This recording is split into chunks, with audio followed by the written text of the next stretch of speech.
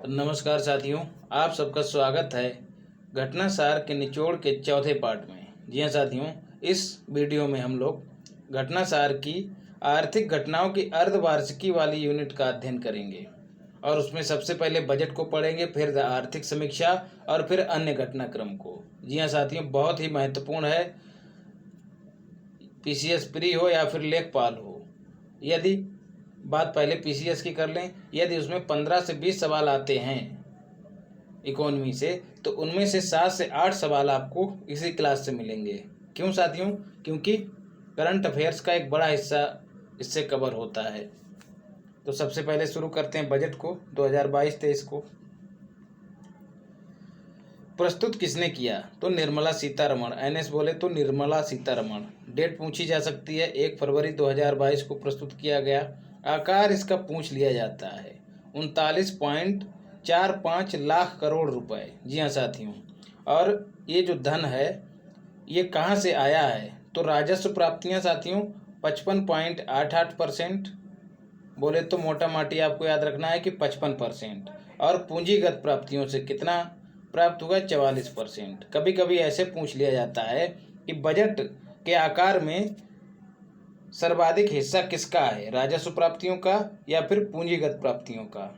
राजस्व प्राप्तियां साथियों वो होती हैं जो सेवाओं के माध्यम से आमदनी होती है सरकार की, और वहीं पूंजीगत प्राप्तियां वो होती हैं जैसे कि ऋण ले लिया या फिर कोई बिल्डिंग वगैरह है, उसके द्वारा जो आमदनी होती है वो पूंजीगत प्राप्तियों के तहत आती है। तो याद रखना है राजस्व प्राप्तियों का हिस्सा ज़्यादा है। अगला, और रुपया कहाँ से आता है ये भी पूछा जाता है, आपसे क्रम पूछ लिया जाता है पीसीएस प्री में खासकर। तो उधार एवं अन्य देयताओं से सबसे ज़्यादा पैसा आता है, उसके बाद जीएसटी से, इसका आंकड़ा भी याद कर लीजिएगा 16%, और फिर तीसरे नंबर पर है निगम कर 15%। फिर सर्वाधिक खर्च कहाँ होता है, मतलब कहाँ जाता है? तो सबसे ज़्यादा खर्च ब्याज अदायगी पे होता है, इसका भी फिगर याद रख लेना है 20%। फिर दूसरे नंबर पर राज्यों का हिस्सा, फिर तीसरे नंबर पर केंद्र की जो योजनाएं हैं उन पे खर्च होता है। तो ये क्रम कभी कभी आपको दे दिया जाता है मिलाने के लिए। और जो बहुत ही प्रिय सवाल है, पूछा जाता है राजकोषीय घाटा कितना है अनुमानित? जीडीपी का 6.4%। राजस्व घाटा कितना है? 3.8%। प्रभावी राजस्व घाटा को आप छोड़ सकते हैं।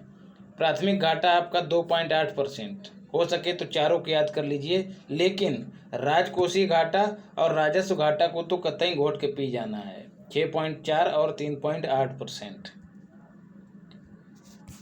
सर्वाधिक व्यय, मैक्सिमम व्यय साथियों किस पे होता है? तो याद रखना है सब्सिडी पर। कुल व्यय का कितना? 10%। उसके बाद रक्षा पे हो रहा है, फिर तीसरे नंबर पे शिक्षा। ये भी आपको क्रम दे दिया जाता है। योजनाओं पर व्यय, कौन सी योजनाएं जिन पर सबसे ज़्यादा व्यय हो रहा है? तो मनरेगा साथियों 73,000 करोड़ रुपए, सर्वाधिक आवंटन इसी के लिए हुआ है। दूसरे नंबर पर प्रधानमंत्री किसान सम्मान निधि योजना, जो 6,000 रुपये मिलते हैं वार्षिक रूप से किसानों को, उसमें जो है 68,000 करोड़ रुपए का आवंटन हुआ है। तीसरे नंबर पर जल जीवन मिशन 60,000 करोड़ रुपए। याद रखना है साथियों, पहली वाली को तो जरूर ही याद रखिएगा। सीधे पूछ लिया जाए कि सर्वाधिक धन का आवंटन किस योजना के लिए किया गया है। फिर अब देखते हैं महत्वपूर्ण घोषणाएं कौन कौन सी हैं। व्यक्तिगत आयकर साथियों, जो इनकम टैक्स होता है उसमें साथियों नो चेंज, एनसी का मतलब नो चेंज। जो भी उसकी पहले वाली दरें थीं वो पूर्ववत ही रखी गई हैं, अर्थात 2.5 लाख रुपए तक कोई भी व्यक्ति इनकम टैक्स नहीं देगा इतनी आमदनी वाला। अब साथियों आगामी 25 वर्षों के लिए साथियों 2022 में हम लोग स्वतंत्रता का 75वां वर्ष कंप्लीट किए हैं, उसकी 75वीं वर्षगांठ बना रहे हैं। उसको जो है अमृत मिशन के तहत मना रहे हैं। आगामी जो 25 वर्ष हैं अब से, उसको अमृत काल घोषित किया गया है। तो 75 पूरे हो गए हैं, बाकी 25 के बाद जो आएंगे तो 100 वर्ष हो जाएंगे कंप्लीट। तो आगामी 25 वर्ष को क्या कहा गया है? अमृत काल। 25 वर्षों के काल को अमृत काल कहा गया है, जिसको भारत @ 100 के नाम से भी जाना जाता है। कंफ्यूज नहीं होना है, याद रखना है। कभी कभी पूछा जाता है कि प्रस्तुत किए गए बजट के स्तंभ कितने हैं, पिछली बार पूछा गया था। तो आपको, या फिर ऐसे पूछा जा सकता है कि प्राथमिकताएं क्या हैं, तो याद रखना है 4 प्राथमिकताएं हैं या फिर 4 इसके स्तंभ हैं बजट के। सबसे पहले पीएम गतिशक्ति योजना, जो इंफ्रास्ट्रक्चर से संबंधित है साथियों। दूसरे नंबर पर समावेशी विकास। तीसरे नंबर पर उत्पादकता, उदीयमान अवसर, जलवायु कार्य योजना। और चौथे नंबर पर साथियों निवेशों का वित्त पोषण। यहाँ पर एक बिंदु है साथियों, उदीयमान अवसर। इसको समझना है साथियों, वे क्षेत्र जिनमें भारत को बढ़ने के लिए अपार संभावना है, जैसे अंतरिक्ष हो गया या फिर सौर ऊर्जा का क्षेत्र हो गया, इनको ही उदीयमान अवसर कहा जाता है। सनराइजिंग अपॉर्चुनिटीज, कंफ्यूज नहीं होना है साथियों, समझ गए होंगे सनराइजिंग अपॉर्चुनिटीज क्या होता है, उदीयमान अवसर। फिर साथियों पीएम गतिशक्ति की बात करें तो आपसे पूछा जाएगा कि इसमें कितने इंजन हैं। तो साथियों 7 इंजन हैं, ये क्रम याद रखना है, 7 इंजन हैं। कौन कौन से? सड़क, रेलवे, एयरपोर्ट, पत्तन बोले तो बंदरगाह, जलमार्ग, लॉजिस्टिक मतलब जहाँ सामान का रख रखाव होता है, और सार्वजनिक परिवहन। तो 7 इंजन हैं किसके? पीएम गतिशक्ति योजना के। और अगर आपसे कहा जाए कि किससे संबंधित है, तो बुनियादी निर्माण से, बोले तो इंफ्रास्ट्रक्चर से। उसमें क्या यही सब आता है, सड़क हो गया, रेलवे हो गया, पुल हो गया, परिवहन, ये सब आता है। अब साथियों रक्षा व्यय का 68%, जो रक्षा का टोटल व्यय है साथियों, उसका 68% घरेलू बाजार से खरीद के लिए आरक्षित रखा जाएगा। महत्वपूर्ण बिंदु है साथियों, याद रखना है 68%। अगर 100 रुपये रक्षा खरीद के लिए आवंटित हुए हैं तो 100 में से 68 रुपये जो हैं, उनसे जो सामान खरीदा जाएगा रक्षा का, वो भारत से ही खरीदे जाने वाले सामान पर खर्च किया जाएगा। क्रिप्टो करेंसी से प्राप्त होने वाली आय पर साथियों टैक्स कितना रखा गया है? 30%, याद रखना है। राष्ट्रीय राजमार्गों का विस्तार करने के लिए कितना लक्ष्य रखा गया है? 25,000 किलोमीटर। मल्टी मॉडल लॉजिस्टिक पार्कों की स्थापना की जाएगी। कितने पार्क? 4, याद रखना है। पीएम गतिशक्ति में 7 इंजन, मल्टी मॉडल लॉजिस्टिक पार्कों की स्थापना कितनी होगी? 4। एक स्टेशन एक उत्पाद योजना चलाई जाएगी। क्या मतलब है साथियों? जो स्टेशन होगा और वो स्टेशन जिस स्थान पर होगा, उस स्थान विशेष के विशेष प्रोडक्ट को बढ़ावा देने के लिए एक स्टेशन एक उत्पाद योजना चलाई जाएगी। रेलवे से संबंधित है ताकि स्थानीय व्यापार को बढ़ावा मिले। जैसे संडीला के लड्डू अगर पॉपुलर हैं तो उसको बढ़ावा दिया जाएगा। संडीला रेलवे स्टेशन पर ऐसा माहौल बनाया जाएगा ताकि उनकी बिक्री ज़्यादा हो, रोजगार के अवसर पैदा हों। इस तरह से ये ठीक वैसे ही है जैसे ODOP, 1 डिस्ट्रिक्ट 1 प्रोडक्ट, जो कि यूपी की योजना है। फिर साथियों कवच, ये क्या है साथियों? टक्कर रोधी प्रणाली है, जिसमें जो है साथियों ट्रेनें जो हैं, 2 ट्रेन परस्पर टक्कर होने से पहले ही रुक जाएंगी। अगर एक दूसरे के विपरीत दिशा में आ रही हैं तो स्वतः ही रुक जाएंगी। इसको कवच कहा गया है। तो 2000 किलोमीटर के जो नेटवर्क है उसको लैस किया जाएगा इस प्रणाली से, कवच से। अगले 300 वर्षों में 300 बोल दिया है, 3 वर्षों में 400 वंदे भारत ट्रेनों का संचालन किया जाएगा। ये भी फिगर याद रखना है आपको। फिर क्या है साथियों? इसी योजना के तहत पीएम गतिशक्ति कार्गो टर्मिनल भी विकसित किए जाएंगे, जहां साथियों सामान का उतारना और चढ़ाना होता है और स्टोरेज होता है करना, वो टर्मिनल कहलाते हैं। तो कितने टर्मिनल विकसित किए जाएंगे? 100, याद रखना है। तो 400 वंदे भारत, 100 टर्मिनल घोषित किए जाएंगे, विकसित किए जाएंगे। फिर है 60 किलोमीटर लंबाई के 8 रोपवे परियोजनाएं चलाई जाएंगी।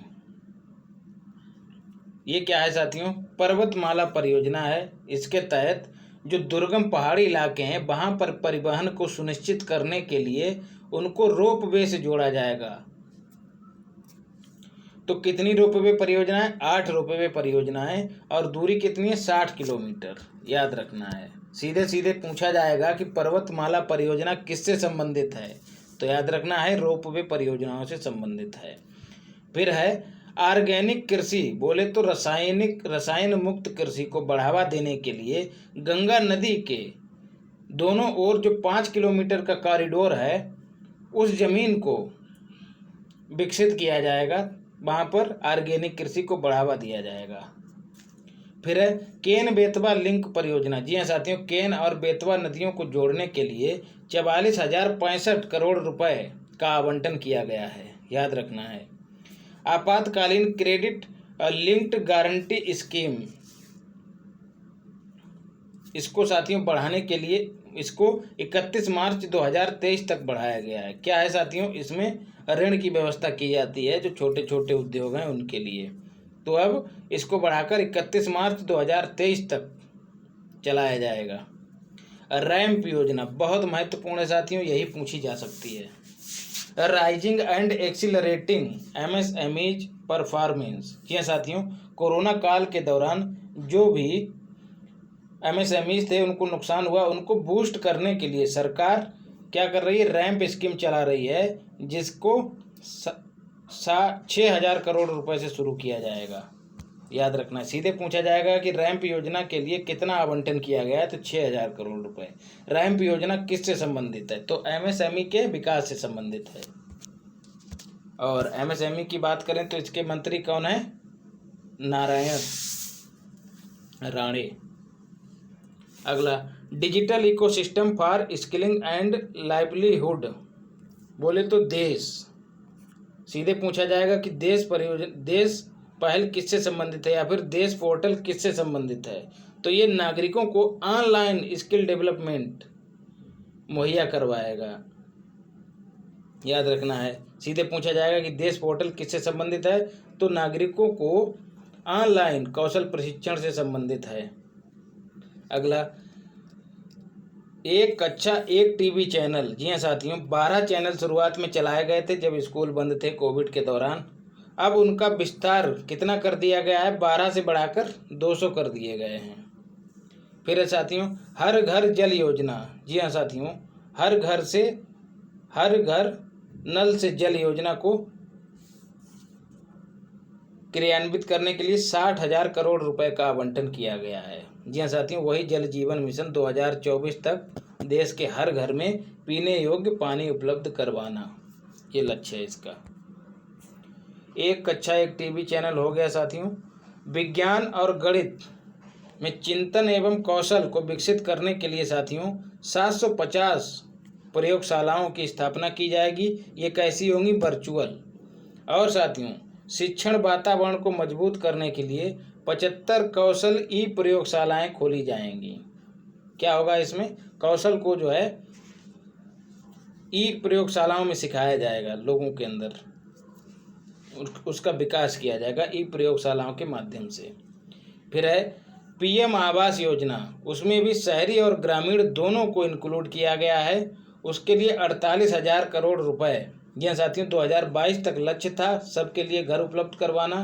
तो अब इसमें क्या है, जो अधूरे घर बचे हुए हैं उनके लिए 48,000 करोड़ रुपए का आवंटन किया गया है। ये भी याद रखने वाला फैक्ट है। फिर है 2022-23 में डिजिटल रुपया चलाया जाएगा साथियों। अभी इसकी रूपरेखा पूरी तरह से सुनिश्चित नहीं की गई है, लेकिन याद रखना, सीधे पूछा जाएगा कि डिजिटल रुपया कब चलाया जाएगा। बजट में घोषणा की गई तो 2022-23 में ही इसकी शुरुआत करने की बात कही गई है। साथियों, बजट से ही आपको 3 से 4 क्वेश्चन मिलने की संभावना है, उसमें भी आर्थिक समीक्षा भी इंक्लूड है। तो आर्थिक समीक्षा और बजट से 3 से 4 क्वेश्चन मिलेंगे। वाइब्रेंट विलेज कार्यक्रम क्या है साथियों, उत्तरी सीमावर्ती गांव साथियों जो विकास की प्रक्रिया से पिछड़ गए या फिर छूट गए हैं, उनमें विकास को बढ़ावा देने के लिए और इंफ्रास्ट्रक्चर का विकास करने के लिए ये कार्यक्रम चलाया जाएगा। फिर है डिजिटल बैंक साथियों, 75 जिलों में डिजिटल बैंकों की स्थापना करने का लक्ष्य रखा गया है। 75 साथियों आंकड़ा बहुत महत्वपूर्ण है, क्योंकि आज़ादी की हम 75वीं वर्षगांठ मना रहे हैं। तो जहाँ भी विकल्प में 75 मिले और आपको कुछ भी समझ में ना आए तो 75 करके चले आना, काम हो जाएगा। किस्मत ही खराब होगी तभी सवाल गलत होगा। 2030 तक सौर विद्युत स्थापित करने का लक्ष्य रखा गया। कितना साथियों, 280 गीगावाट सीधे पूछा जाएगा कि भारत सरकार ने सौर विद्युत क्षमता विकसित करने का लक्ष्य कितना रखा है 2030 तक। तो याद रखना है 280 गीगावाट। इसके लिए आवंटन किया है 19,500 करोड़। आवंटन मत याद रखिएगा, 280 वाला आंकड़ा जरूर याद रखिएगा। फिर है अंतर्राष्ट्रीय कदम वर्ष किस वर्ष के लिए घोषित किया है। तो 2023 के लिए। बहुत ही महत्वपूर्ण है साथियों, यही टप्पा खा के गिरेगा आपके सवाल परीक्षा में। अगला, अब आई है आर्थिक समीक्षा साथियों। क्या होती है, ये जो बजट जारी किया गया है इसी का मूल्यांकन अगले साल आर्थिक समीक्षा कहलाएगा। बजट साथियों अनुमान होता है और आर्थिक समीक्षा का मतलब ये होता है कि वो अनुमान जो है कितना खरा उतरा, मतलब सही साबित हुआ। इस चीज़ों का लेखा जोखा होता है आर्थिक समीक्षा। प्रस्तुत किसने किया साथियों, निर्मला सीतारमण ने। ठीक है, वित्तीय वर्ष के लिए कौन से, 1 अप्रैल से 31 मार्च के लिए। कभी कभार पूछा जाता है कि वित्तीय वर्ष कब से कब तक के लिए होता है, तो 1 अप्रैल से 31 मार्च तक के लिए होता है। फिर बात करें तैयार इसको किसने किया है, मुख्य आर्थिक सलाहकार की टीम ने मिलकर उन्हीं के नेतृत्व में इसको तैयार किया है। तो पहले कौन थे, संजीव सान्याल, और बाद में कौन हो गए, अनंत नागेश्वरन, जो कि वर्तमान में भी मुख्य आर्थिक सलाहकार हैं। याद रखना है, अप टू डेट क्लास है साथियों ये आपकी, इसलिए वर्तमान में जो भी बदलाव हुए हैं उनको भी शामिल किया गया है। याद रखना है आपको, केवल घटना चक्र ही नहीं, इसमें कुछ और इनपुट्स भी शामिल किए गए हैं, इसलिए ये कंटेंट जो है आपके लिए मारक है एकदम से। मूल विषय साथियों क्या रहा है आर्थिक समीक्षा का, सीधे पूछा जाएगा त्वरित दृष्टिकोण। इसका इंग्लिश वाला टर्म भी याद रखिएगा, एजाइल अप्रोच। सीधे सीधे पूछ लिया जाता है किससे संबंधित है एजाइल अप्रोच। फिर है 2021-22 में विकास दर, जीडीपी की विकास दर कितनी का अनुमान रखा गया रहने का। तो 9.2%। बहुत महत्वपूर्ण है, याद रखना कितनी विकास दर रहेगी, 9.2%। 20-21 वाली छोड़ भी सकते हैं, क्योंकि 20-21 वाली में 7.3% का संकुचन, अर्थात -7.3% थी विकास दर। 2024-25 के लिए साथियों जो हमने लक्ष्य रखा है $5 ट्रिलियन बनाने का, भारतीय अर्थव्यवस्था को $5 ट्रिलियन बनाने का जो लक्ष्य है 2024-25 तक, उसको पूरा करने के लिए $1.4 ट्रिलियन की आवश्यकता है। काहे के लिए, इंफ्रास्ट्रक्चर निर्माण के लिए। तो $1.4 ट्रिलियन अगर हम खर्च करते हैं तो संभवतः 2024 से 25 तक $5 ट्रिलियन की इकोनॉमी हो जाएंगे। सीधे पूछा जाएगा 1.4 वाला आंकड़ा कि कितना खर्च किया जाएगा ताकि 24-25 तक हम $5 ट्रिलियन की इकोनॉमी हो जाएं। विदेशी मुद्रा भंडार बहुत महत्वपूर्ण है। टिल, देखिए इंग्लिश हमारी, टिल 31 दिसंबर 2022 अर्थात 31 दिसंबर 2021 तक भारत का विदेशी मुद्रा भंडार कितना था। तो $634 बिलियन।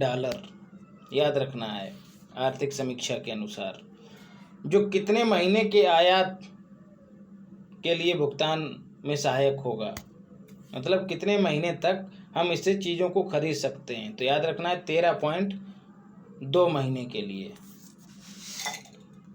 जी हाँ साथियों, आयात में जो है विदेशी मुद्रा की ही आवश्यकता होती है। तो 13.2 महीने तक हम इस धन का इस्तेमाल करके हम अपना आयात कर सकते हैं, $634 बिलियन। बात करें विदेशी मुद्रा भंडार की, तो सर्वाधिक किसका है, चाइना का, दूसरे नंबर पर जापान, तीसरे नंबर पर स्विट्जरलैंड, चौथे नंबर पर भारत है। ये क्रम भी याद रखिएगा, चौथे नंबर पर। सीधे पूछा जाएगा कि किस क्रम पर है। बात अगर विदेशी ऋण की करें तो टिल सितंबर 2021, मतलब सितंबर 2021 तक भारत का विदेशी ऋण $593 अरब है या था। दोनों ही आंकड़े याद रखने हैं। जीडीपी की बात करें, विकास दर का अनुमान कितना है 22-23 के लिए। जो वर्ल्ड बैंक है IMF, उसने 9% रखा है, वर्ल्ड बैंक ने 8.7%, और ADB बोले तो एशियन डेवलपमेंट बैंक, इसने जो है 7.5% रखा है।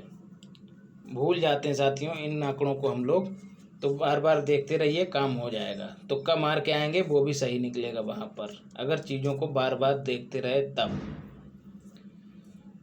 बात करें निर्यात की, बहुत महत्वपूर्ण है मित्रों, यहीं से सवाल आएगा। सबसे ज़्यादा हमने निर्यात किया किन चीज़ों का? पेट्रोलियम उत्पाद का। दूसरे नंबर पर मोती एवं बहुमूल्य पत्थर। तीसरे नंबर पर लोहा इस्पात। चौथे नंबर पर औषधियाँ, औषधि फार्मूलेशन, मतलब उनका जो फार्मूला है उसका हमने निर्यात किया। पेट्रोलियम उत्पाद साथियों अलग होता है और कच्चा तेल अलग होता है।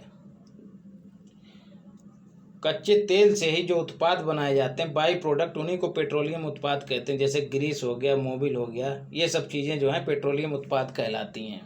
तो पेट्रोलियम उत्पाद का हमने सबसे ज़्यादा निर्यात किया। दूसरे नंबर पर मोती और बहुमूल्य पत्थर। अब आता है गंतव्य, मतलब कहाँ हमने निर्यात किया। तो सर्वाधिक निर्यात हमने यूएसए को किया, दूसरे नंबर पर यूएई को किया, तीसरे नंबर पर चाइना को किया। अब अगला सवाल आपसे पूछा जा सकता है कि 21-22 में हमने आयात सर्वाधिक किन चीज़ों का किया और कहाँ से किया।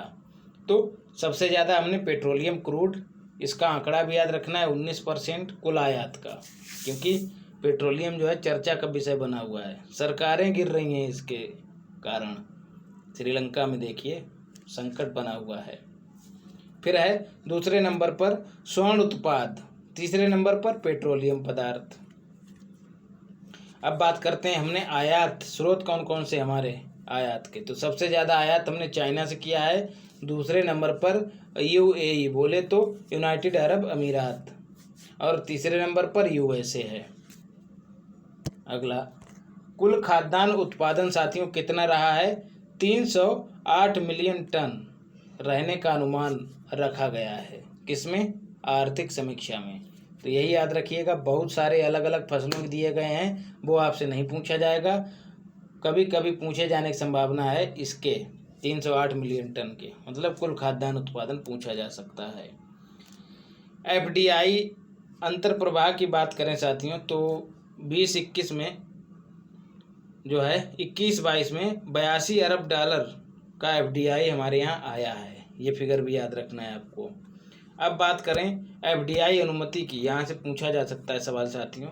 रक्षा क्षेत्र में 74% की अनुमति है स्वचालित रूट से, मतलब ऑटोमेटिक रूट से जो है 74% का निवेश कर सकते हैं। और सरकारी रूट से मतलब परमिशन लेने के बाद 100% तक निवेश किया जा सकता है। एफडीआई का मतलब साथियों फॉरेन और डायरेक्ट इन्वेस्टमेंट। बीमा क्षेत्र में कितना है साथियों? 74% स्वचालित ही है, सरकारी की इसमें अनुमति नहीं है। पेट्रोलियम एवं प्राकृतिक गैस साथियों कितना है? 100% निवेश कर सकता है कोई विदेशी। और तीसरे नंबर पर दूरसंचार, उसमें भी 100% रखा गया है। फिर है मैक्सिमम एफडीआई अंतर प्रवाह, सर्वाधिक एफडीआई किस क्षेत्र में आया है? तो सेवा क्षेत्र में आया है, याद रखना है। पेट्रोलियम में इथेनॉल मिलाने का लक्ष्य कितना रखा गया है और कितना मिलाया जाएगा? तो 20% तक इथेनॉल मिलाया जाएगा पेट्रोलियम में। कब तक? 2025 तक, टिल 2025 का मतलब 2025 तक। पहले साथियों 20% इथेनॉल मिलाने का लक्ष्य कितना रखा गया था? 2030 तक। और अगर बात करें अभी की, तो 2022 के अंत तक इसको 10% तक मिलाने का लक्ष्य रखा गया है पेट्रोलियम में, पेट्रोल में। इथेनॉल मिला के क्या होगा साथियों? पेट्रोल के खर्च में कमी आएगी साथियों, और पर्यावरण अनुकूल भी होगा वो ईंधन, पेट्रोल सस्ती भी होगी। विश्व के सर्वोच्च ब्रांड सीधे पूछा जाएगा साथियों, कौन सा है? एप्पल, याद होना चाहिए। दूसरे नंबर पर अमेजन है। टिकटॉक जो है सबसे तेजी से ग्रो करने वाला प्रोडक्ट बना है। बात करें भारत की, तो भारत का टाटा ब्रांड जो है शीर्ष 100 में जगह बनाने में सफल हुआ है। रिलायंस मत करके आ जाना, फिर गलत कर दो सवाल को। 2021-22 में रिकॉर्ड खाद्यान्न उत्पादन कितना रहा है? 316 मिलियन टन, याद रखना है। राष्ट्रीय भूमि मुद्रीकरण निगम, नेशनल लैंड मोनेटाइजेशन कॉरपोरेशन क्या है साथियों? जो खाली भूमि है सरकार की, उसका बेहतर इस्तेमाल करने के लिए इस निगम की स्थापना की गई है। कैसे साथियों? 5,000 करोड़ रुपए की प्रारंभिक पूंजी से और 150 करोड़ रुपए की चुकता शेयर पूंजी से की गई है। बात करें कि ये खाली भूमि का बेहतर इस्तेमाल करेगा कैसे साथियों? सरकार जो है या फिर ये कारपोरेशन जो है संपत्तियों को निजी संस्थानों को लीज पर दे देगा, अर्थात किराए पर दे देगा, लेकिन स्वामित्व उस पर किसका रहेगा? तो 100% स्वामित्व गवर्नमेंट का ही रहेगा। तो याद रखना है, जब ये उनको किराए पर दे देगा कंपनियों को, तो वो इसका रखरखाव बेहतर तरीके से करेंगी और अच्छा जो है धनार्जन करेंगी इससे। तो यही इसका मुख्य उद्देश्य है, याद रखना है। राष्ट्रीय भूमि मुद्रीकरण निगम। पूंजी पूछी जा सकती है कितने से इसकी शुरुआत हुई है, स्वामित्व पूछा जा सकता है और या फिर उद्देश्य पूछा जा सकता है। भारत का सबसे बड़ा जियो बर्ड सेंटर रिलायंस इंडस्ट्रीज लिमिटेड कहाँ से आती है? मुंबई में। क्या है ये? एक ही छत के नीचे समस्त सुविधाएं, फिर चाहे वो खाने पीने की हो, चाहे मनोरंजन की हो, चाहे घूमने फिरने की हो, सबको एक ही क्षेत्र में उपलब्ध करवाया जाएगा। कहाँ स्थापित हो रहा है? मुंबई में। सौभाग्य योजना के क्रियान्वयन में सबसे आगे जो राज्य रहा है वो कौन रहा है? राजस्थान। उत्तर प्रदेश को तीसरा स्थान प्राप्त हुआ है। बात करें सौभाग्य योजना की, तो इसका उद्देश्य क्या था? सार्वभौमिक विद्युतीकरण, मतलब हर उस घर को कनेक्शन उपलब्ध करवाना जहां कनेक्शन नहीं है। कब इसकी शुरुआत हुई थी? 25 सितंबर 2017 को इसकी शुरुआत हुई थी सौभाग्य योजना की। लोबी इंस्टीट्यूट काहे चर्चा में भैया? क्योंकि इसने एशियन पावर इंडेक्स 2021 जारी किया है। जी हाँ साथियों, उसमें टॉप पर कौन है? यूएसए, और भारत चौथे स्थान पर है। क्या है साथियों? एक इंटरनेशनल थिंक टैंक है जो कि ऑस्ट्रेलिया में स्थित है। कौन? Lobby institute. तो एशियन जो देश हैं उनकी पावर के आधार पर एक श्रेणी तैयार की गई है और उसी श्रेणी में अलग अलग रैंक दी गई है। अब आपके जहन में एक सवाल आ सकता है कि बात यहाँ पर एशियन पावर इंडेक्स की हो रही, तो ये अमेरिका कहाँ से घुस आया? तो याद रखना है, यहाँ पर इंडो पैसिफिक रीजन की बात हो रही है, जिसमें हिंद महासागर और प्रशांत महासागर दोनों को शामिल किया गया है, दोनों के देशों को शामिल किया गया है, दोनों के आसपास के देशों को। तो यूएसए इसीलिए इसमें शामिल है। द वेल्थ रिपोर्ट 2022 महत्वपूर्ण है साथियों, पूछी जा सकती है। 2021 में सर्वाधिक अरबपति साथियों कहाँ हैं पैदा हुए? मतलब लोग अरबपति बने, पेट से कोई अरबपति नहीं पैदा होता है, तो यूएसए में हुए हैं। दूसरे नंबर पर चाइना और तीसरे नंबर पर हमारा भारत महान। दूसरा फैक्ट क्या है? 11% वार्षिक वृद्धि के साथ भारत में अरबपतियों की संख्या 145 हो गई है। सीधे पूछा जा सकता है कि अरबपतियों की संख्या कितनी है, तो 145 है। सर्वाधिक अरबपति साथियों कहाँ हैं? बेंगलुरु में। दूसरे नंबर पर दिल्ली, याद रखना है। The wealth report 2022। फिर 100% प्लास्टिक वेस्ट न्यूट्रल कंपनी कौन सी घोषित की गई साथियों? डाबर। न्यूट्रल कंपनी साथियों, इसका मतलब ये नहीं कि प्लास्टिक कचरा ये उत्पादित ही नहीं करती, बल्कि साथियों उत्पादित तो करती है लेकिन उसको रिसाइकिल करती है और उससे ज़्यादा रिसाइकिल करती है, इसीलिए इसको 100% प्लास्टिक वेस्ट न्यूट्रल कंपनी का दर्जा दिया गया है। फिर बात करें डाबर ने साथियों पर्यावरण बचाओ अभियान की शुरुआत की कहाँ? हिमाचल प्रदेश में। सीधे पूछा जा सकता है कि पर्यावरण बचाओ अभियान किसके द्वारा चलाया जा रहा है और कहाँ चलाया जा रहा है। बैंकिंग इतिहास में साथियों सबसे बड़ा घोटाला हुआ है। सवाल आपसे पूछा जाएगा कि किसने किया है, तो कंपनी का नाम है एबीजी शिपयार्ड लिमिटेड। पहले इसी की बात कर लेते हैं कि ये है क्या साथियों। तो जहाज निर्माता कंपनी है। कहाँ की है साथियों? मुंबई की है। और निर्माण साथियों कहाँ करती है जहाज़ों का? सूरत और दाहेज में, जो कि गुजरात में स्थित हैं। इसके चेयरमैन की बात करें तो ऋषि अग्रवाल इसके चेयरमैन हैं। कितने रुपए का घोटाला किया है, आंकड़ा याद रखना है। मोटा माटी याद रखिएगा, एकदम डिजिट टू डिजिट नहीं याद रखना है।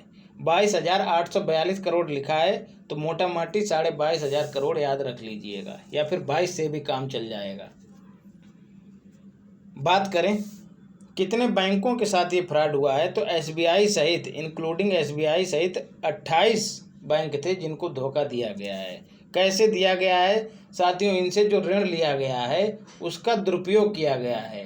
पता लगा ऋण लिया इंफ्रास्ट्रक्चर के डेवलपमेंट के लिए और मज़े ले रहे हैं उससे विदेशों में घूमने के। तो ये सब कंपनी के सीईओ और जो ऊंचे ऊंचे अधिकारी हैं उनने मिलकर इसमें घोटाला किया है।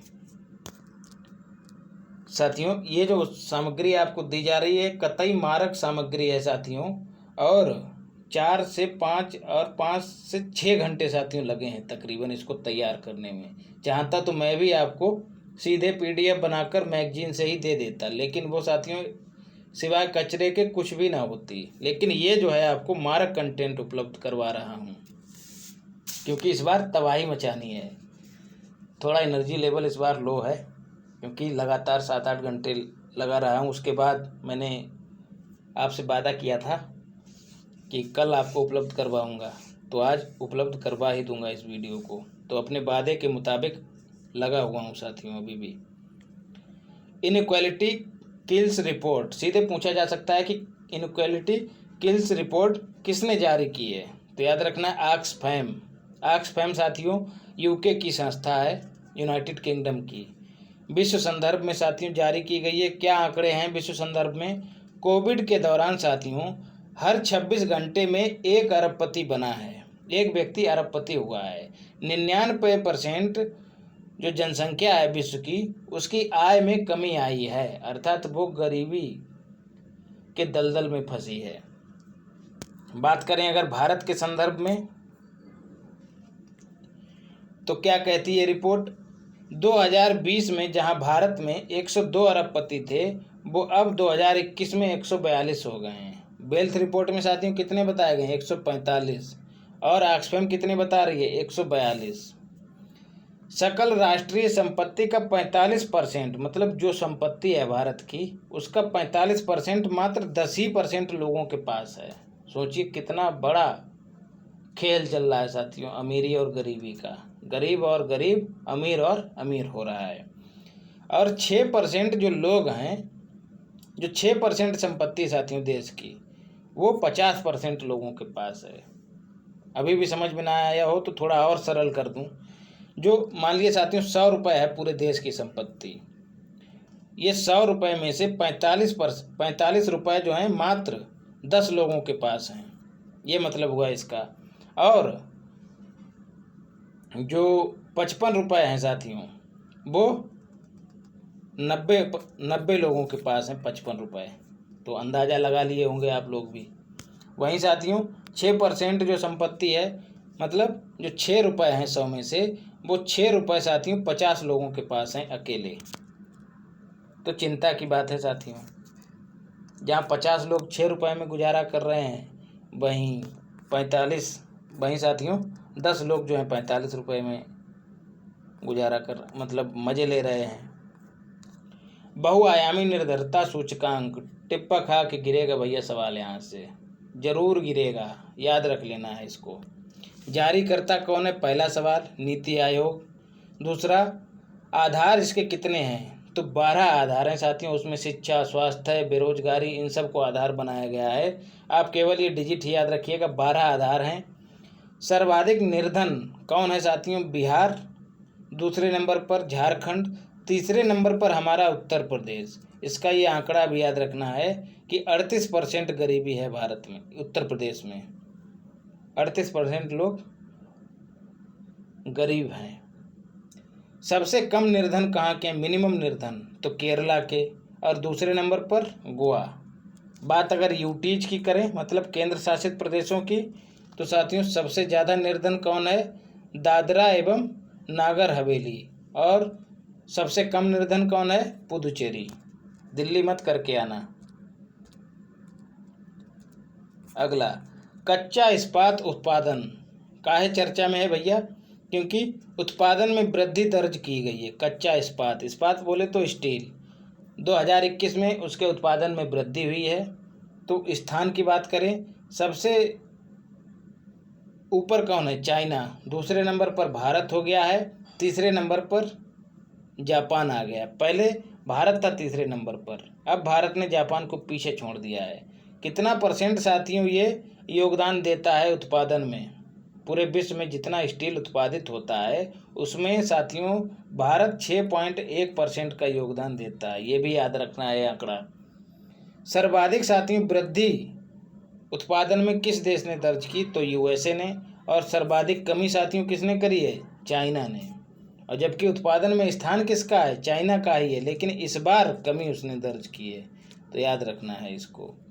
2021-22 में राष्ट्रीय आय के अग्रिम अनुमान साथियों महत्वपूर्ण है, सवाल आपसे पूछ दिया जाता है। कौन जारी करता है? तो राष्ट्रीय सांख्यिकी कार्यालय, नेशनल स्टैटिस्टिक्स ऑफिस। राष्ट्रीय आय स्थिर कीमतों पर पूछी जाती है और चालू कीमतों पर। तो साथियों राष्ट्रीय आय स्थिर कीमतों पर कितनी है? 125 लाख करोड़। और चालू कीमतों पर कितनी है? 205 लाख करोड़ रुपए। प्रति व्यक्ति आय की बात करें साथियों, बहुत महत्वपूर्ण है, पूछ लिया जाता है। स्थिर कीमतों पर कितनी है? 91,723। 91,000, अगर 91,700 भी याद कर लोगे तब भी काम हो जाएगा।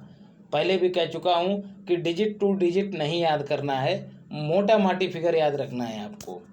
और साथियों चालू कीमतों की बात करें तो 1,49,848 रुपये जो है एक व्यक्ति की आय है भारत में। याद रखना साथियों, पीसीएस में खासकर पूछा जाता है ये सवाल।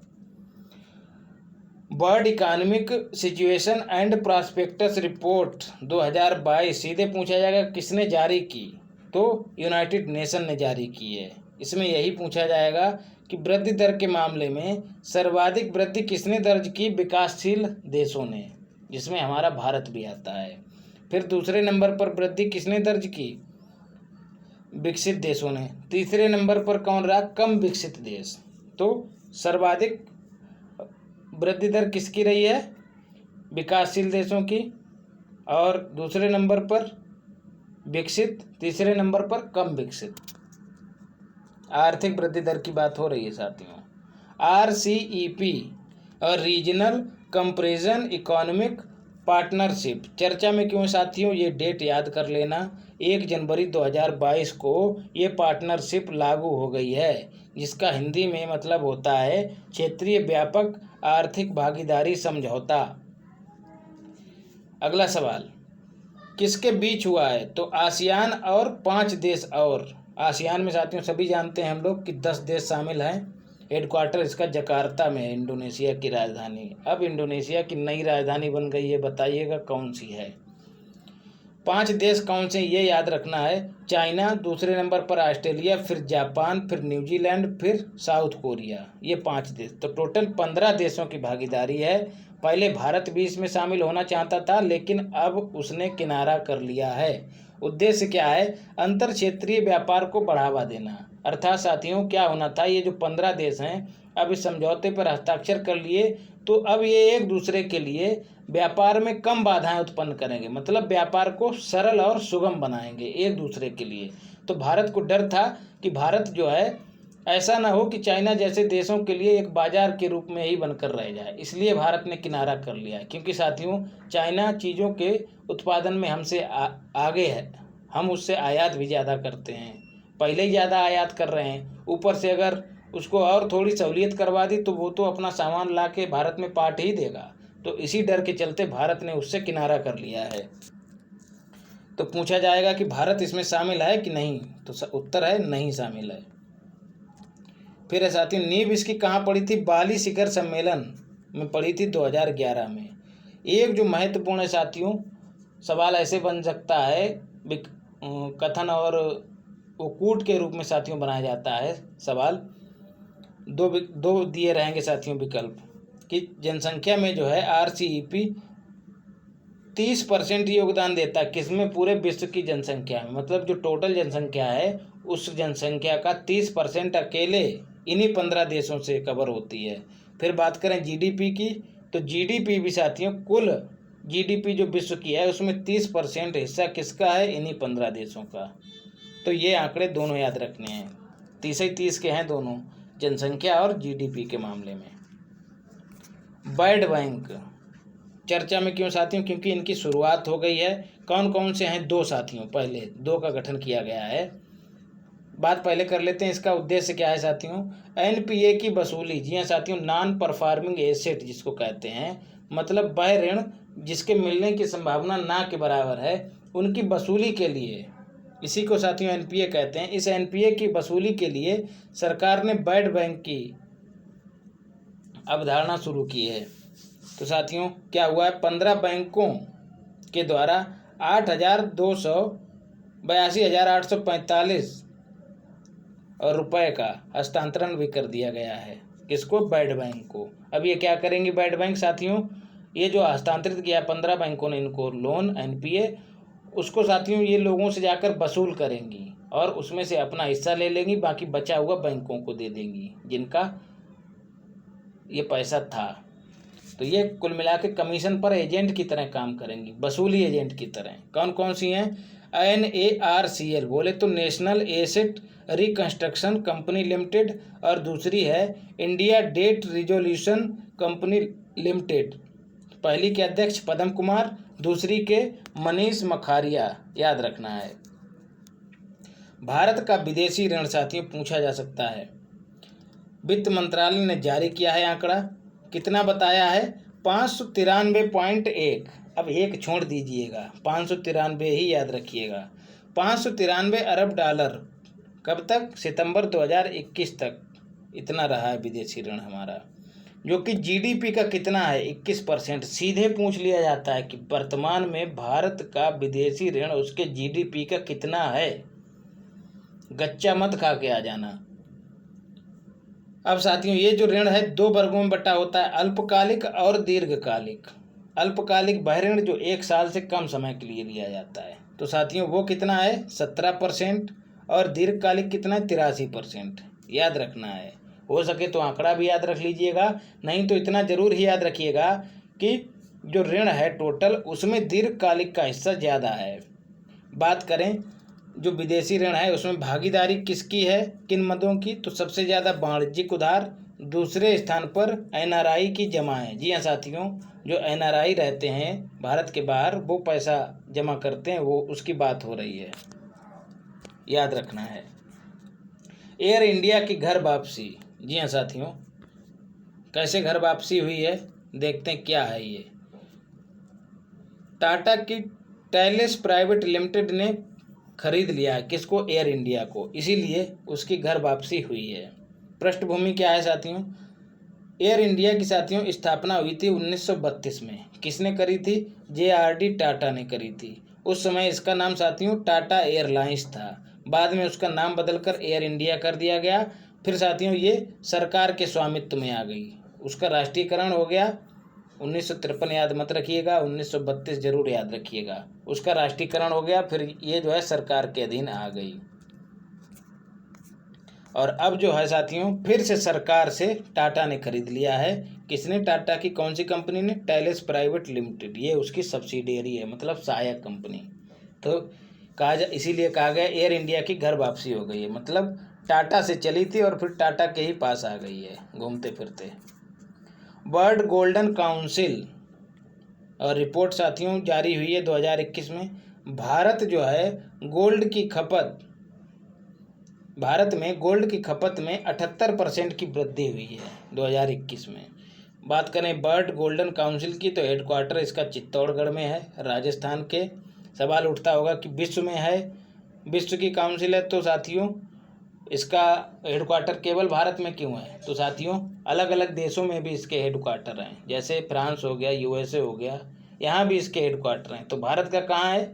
चित्तौड़गढ़ में। क्या करता है? सोने के मूल्य और उसकी खपत और आयात निर्यात पे नज़र रखती है ये काउंसिल, आयात निर्यात के आंकड़ों पर नज़र रखती है साथियों। मसाला उत्पादन और निर्यात में साथियों वृद्धि हुई है। सबसे ज़्यादा उत्पादन मसालों में किसका हुआ है, याद रखना है, तो जीरे का उत्पादन हुआ है। यही पूछे जाने की संभावना है।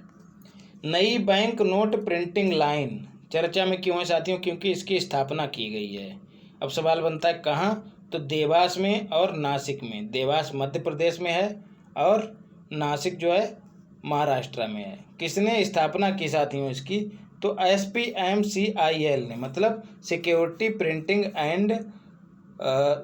प्रिंटिंग एंड ये साथियों क्या है, क्या है साथियों, मैं खुद भूल गया, देखो, minting corporation of India limited, ये साथियों इसने इसकी स्थापना की है। मत याद रखिएगा, इसको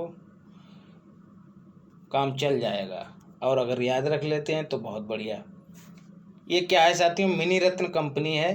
SPMCIL क्या करती है, स्टाम्प, डाक टिकट और जो पदक साथियों जो पुरस्कारों में आवंटित किए जाते हैं उनका निर्माण करती है, नोटों को छापती है।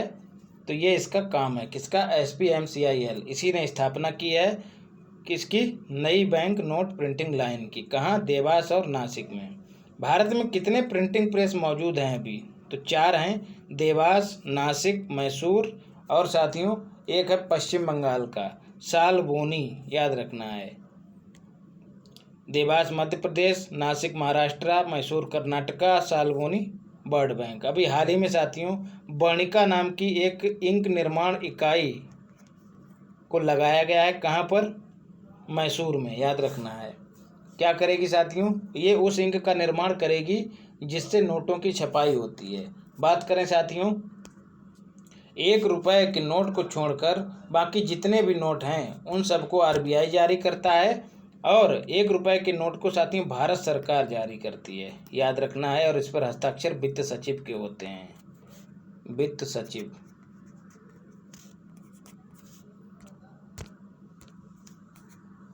MSMEs पर अनुसूचित जाति के स्वामित्व के मामले में अग्रणी राज्य कौन सा है, याद रखना है साथियों, महाराष्ट्र टॉप पर है। दूसरे नंबर पर तमिलनाडु और चौथे नंबर पर हमारा यूपी। साथियों ये चूक हुई है, ये महाराष्ट्र नहीं, ये मध्य प्रदेश है, याद रखना है। मंत्री कौन है साथियों MSME, तो नारायण राणे। तो सर्वाधिक MSME कहाँ है साथियों, जिन पर अनुसूचित जातियों का स्वामित्व है, मध्य प्रदेश में, याद रखना है। यूपी का चौथा स्थान। JP मॉर्गन चेज बैंक है साथियों, क्या करा है इसने, क्या कांड किया है, मेटावर्स में दुकान स्थापित करने वाली पहली बैंक बनी है। बात करें मेटावर्स की, तो ये क्या है, इंटरनेट की भावी 3D दुनिया है। एक तरह से साथियों आने वाली इंटरनेट की 3D दुनिया है। उसमें क्या होगा साथियों, इलेक्ट्रॉनिक उपकरणों का यूज करके कम्युनिकेशन, मतलब संवाद किया जा सकता है। मतलब इंटरनेट के माध्यम से एक ऐसा आभासीय एटमॉस्फेयर आपको महसूस होगा जिसमें आपको लगेगा कि हम सब पास पास हैं, दूर होते हुए भी पास लगेंगे, इस तरह का अनुभव मिलेगा। तो JP मॉर्गन चेज ने क्या किया, अपनी दुकान स्थापित की है। UPI प्रणाली अपनाने वाला पहला देश, जी हाँ साथियों, भारत की UPI प्रणाली अपनाने वाला पहला देश नेपाल बना है। और साथियों बात अगर भीम की करें तो भीम को किसने अपनाया है, भूटान ने साथियों। पहला पड़ोसी देश भूटान है। और अगर पहले देश की बात करें तो सिंगापुर, SGP, पड़ोसी देश भूटान और पहला देश सिंगापुर, जिसने भीम को अपनाया है। कोल इंडिया लिमिटेड भारत की सबसे भरोसेमंद कंपनी का पुरस्कार जीती है, याद रखना है। कोल इंडिया कंपनी महारत्न कंपनी है। हुरुन इंडिया वेल्थ रिपोर्ट साथियों 2021 क्या कहती है कि भारत में करोड़पतियों की संख्या में 11% वृद्धि हुई है। कब से कब तक, 2020 से 21 के दौरान। सर्वाधिक करोड़पति कहाँ हैं साथियों, मुंबई में। दूसरे नंबर पर दिल्ली है, याद रखना है। पॉप्स क्या है साथियों, भारत का पहला बुद्धिमान संदेश वाहक उपकरण है। किसने निर्माण किया है साथियों, पेटीएम मनी ने। जी हाँ साथियों, पेटीएम की ही सब्सिडेरी है पेटीएम मनी, इसने निर्माण किया। क्या होगा साथियों, ये एक ऐसा एप्लीकेशन है या फिर एक ऐसा उपकरण है जिसमें आर्टिफिशियल इंटेलिजेंस का इस्तेमाल किया जाएगा, जो लोगों को संबंधित जानकारी उपलब्ध करवाएगा। फिर चाहे वो इन्वेस्टमेंट से संबंधित हो, चाहे किसी लेन देन से संबंधित हो। किसमें? पेटीएम में। तो एक तरह से देखा जाए तो पेटीएम का कस्टमर केयर कौन है? पॉप्स उपकरण का नाम है। फार्मोसा ब्रांड चर्चा में क्यों है साथियों? एसबीआई द्वारा ताइवान में जारी किया गया है बांड साथियों। पहली बैंक है जिसने ये बांड जारी किया है। बांड साथियों कब जारी किया जाता है? जब पैसे की आवश्यकता होती है। बांड की अवधि साथियों, परिपक्वता अवधि 1 साल से ज़्यादा होती है और बिल की अवधि 1 साल से कम होती है। तो अब क्या किया है एसबीआई ने? अपने पैसे की ज़रूरत को पूरा करने के लिए ताइवान में जाके बांड जो है जारी किया है। तो लोग बांड को खरीद लेंगे और पैसा जो है किसको दे देंगे? एसबीआई को। बाद में एसबीआई फिर से अपने बांड को खरीद लेगा जब वह पैसा चुकाने में सक्षम हो जाएगा। तो एसबीआई ऐसी बैंक है। स्वैप व्यवस्था का नवीनीकरण इंडिया और जापान की साथियों व्यवस्था है। क्या है? सवाल बनता है ये क्या है साथियों? तो डॉलर के बदले अपनी अपनी मुद्रा का इस्तेमाल करने की आज़ादी है इन दोनों के बीच। किसमें? व्यापार और ऋण के मामले में। अब उनको साथियों डॉलर की ज़रूरत नहीं है। कितना साथियों कर सकते हैं ये? तो $75 बिलियन का। तो सीधे पूछा जा सकता है कि स्वैप व्यवस्था किन दो देशों के बीच लागू है? तो जापान और भारत के बीच में। तो डॉलर के इतर भी अपनी अपनी मुद्रा का इस्तेमाल कर सकते हैं, फिर चाहे आयात निर्यात हो चाहे ऋण की बात हो। हुरुन ग्लोबल रिच लिस्ट यह साथियों 2022 के अनुसार एलन मस्क जो हैं सबसे अमीर हैं। दूसरे नंबर पर अमेजन के मालिक जेफ बेजोस हैं। अंबानी भैया अपने 90 स्थान पर हैं और एशिया में प्रथम स्थान है इनका। भारत में अरबपतियों के संदर्भ में भारत का स्थान तीसरा है। सबसे ज़्यादा यूएसए में है अरबपति, फिर चाइना में है, फिर तीसरा नंबर भारत का है।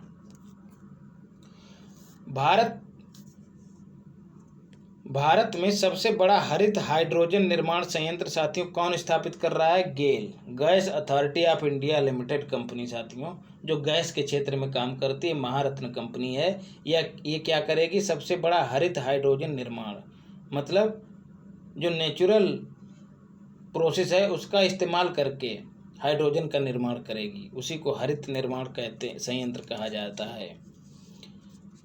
फिर है ग्लोबल हंगर इंडेक्स, बहुत महत्वपूर्ण है साथियों, जिसको वैश्विक भुखमरी सूचकांक भी कहते हैं। 2021 के अनुसार टॉप पर साथियों चाइना सहित 18 देश हैं जो 1 रैंक पाए हैं, मतलब यहाँ पर भुखमरी नहीं है। भारत ने साथियों 101वां स्थान प्राप्त किया है, पहले से और खराब स्थिति में चला गया है। पाकिस्तान साथियों हमसे बेहतर स्थिति में है, 92वां नंबर पाया है, 92 स्थान पर है, 92वें। और अंतिम में कौन है साथियों? सोमालिया, जहां भूखे डाकू रहते हैं जो डकैती डालते रहते हैं समंदर में। पावर फाइनेंस कंपनी का है चर्चा में साथियों, क्योंकि इसको महारत्न कंपनी का दर्जा प्राप्त हुआ है। तो टोटल 11 महारत्न कंपनियां हो गई हैं। इससे पहले साथियों पावर ग्रिड कॉरपोरेशन थी 10वीं, और अब पावर फाइनेंस कंपनी 11वीं हो गई है। और बात करें ये तो हो गई महारत्न, और नवरत्न की बात करें साथियों तो टोटल कितनी कंपनियां हैं वर्तमान में? 14 याद रखनी है।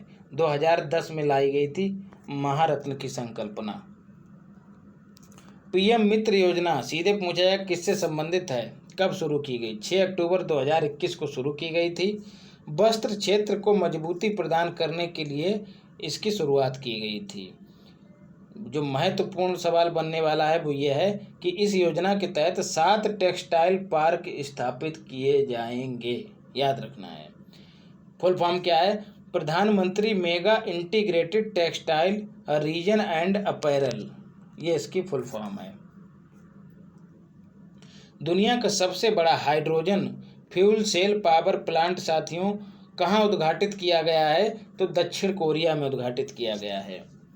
इन्वेस्ट इंडिया साथियों क्या किया है इसने? कंपनी है, भारत सरकार की ही कंपनी है। क्या करती है? निवेश के क्षेत्र में अवसरों की खोज करती है और जो क्षेत्रों की खोज हो जाती है उनका विकास करती है।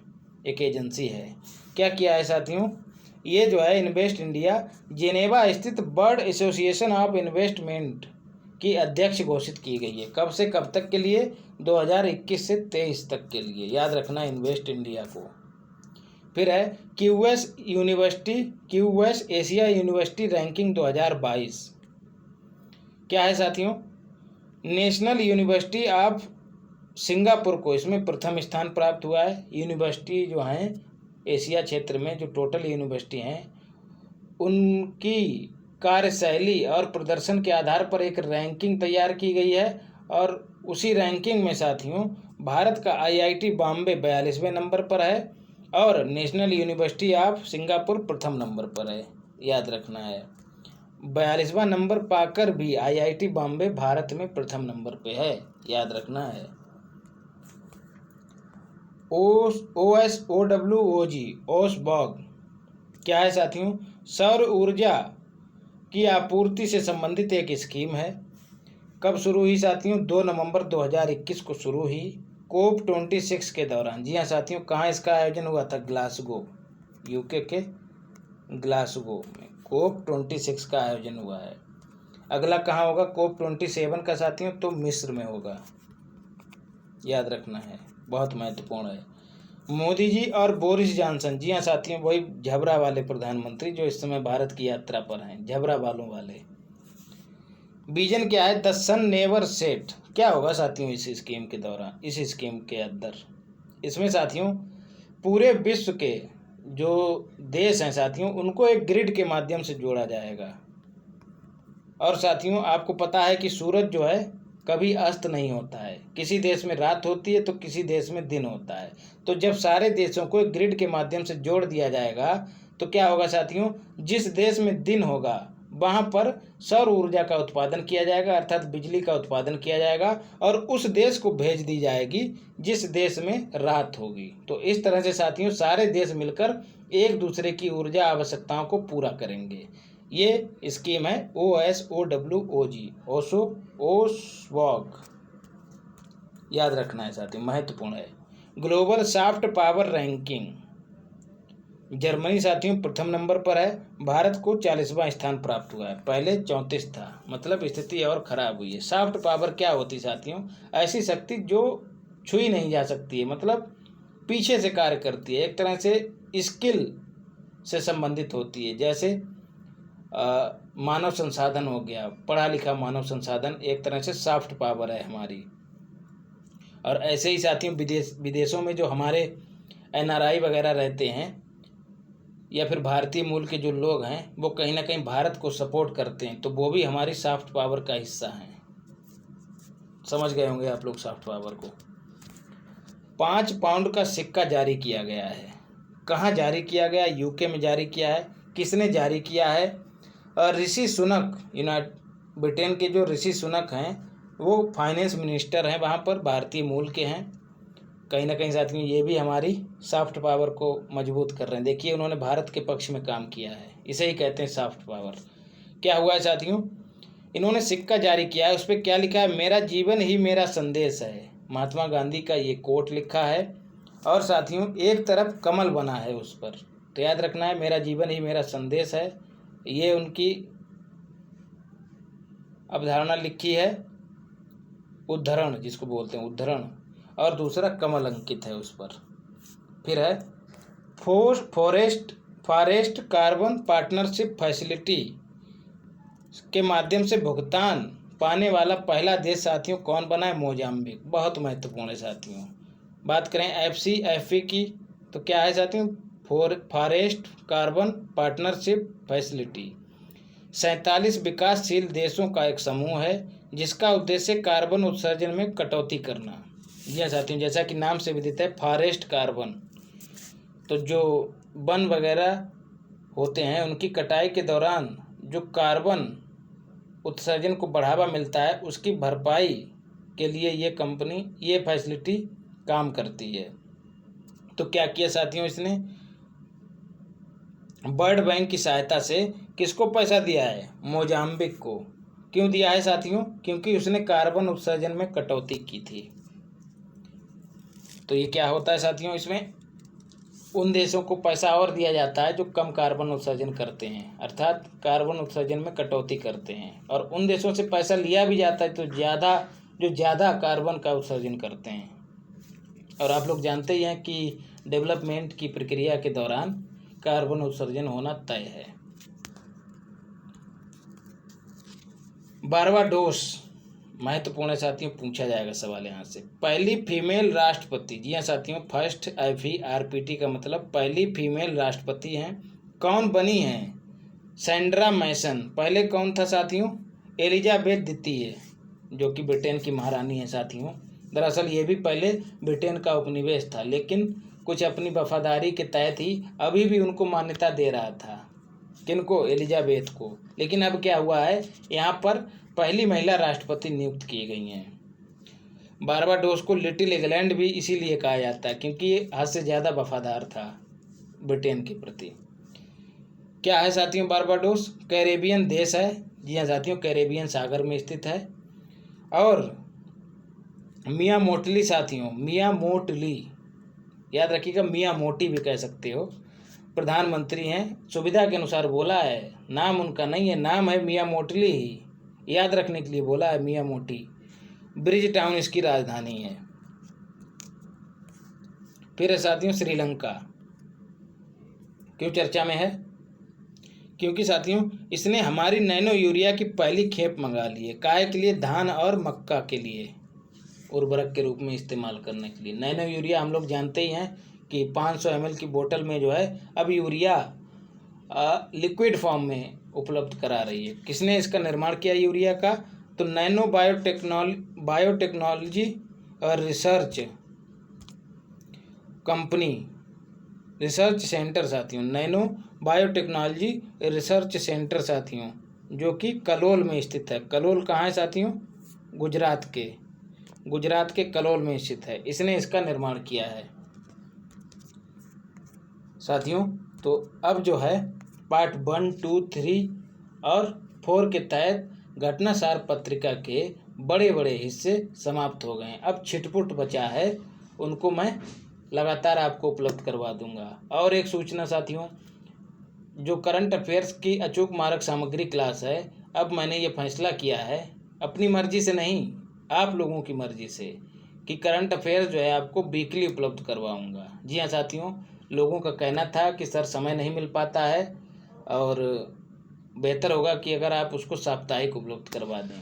और मुझे भी साथियों ये सही लगा उनका सुझाव, क्योंकि 15 मिनट का ही सही मैं वीडियो अगर देता हूँ तो 15-15 मिनट करके साथियों वो सप्ताह में 15 सत्ते 105 मिनट की वीडियो हो जाती है और लोग रेगुलर देख भी नहीं पाते हैं। तो आप लोगों के हित में ही मैं अब साप्ताहिक आपको उपलब्ध करवाऊंगा चूक मारक सामग्री। 1 से सवा घंटे की होगी और उसमें जो है आपका साप्ताहिक करंट अफेयर्स, मारक करंट अफेयर्स तैयार हो जाएगा। और लोगों से इतर हम आपको करंट पढ़ाएंगे, ना कि करंट को विषय बना के पढ़ाएंगे। और ना केवल पढ़ाएंगे बल्कि सिखाएंगे भी। मिलते हैं साथियों अगली क्लास में। धन्यवाद।